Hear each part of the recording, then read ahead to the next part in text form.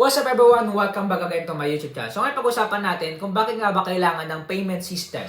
Alright, kung magawa ka sa aking YouTube channel, please subscribe, click the notification bell para update po sa mga bagong vlog na upload in the future. At same thing, kapag na-reach po natin yung 100k subscriber, ay magpapag-giveaway po tayo after this year, 2025. Alright, back tayo sa ating topic.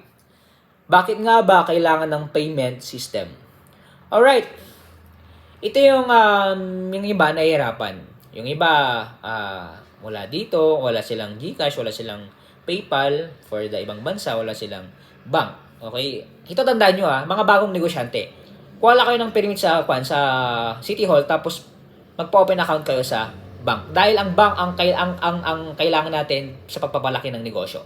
Alright, bakit nga ba? Ito, sagot lang to. Para mapadali ang transactions. Mas mabilis, mas maganda.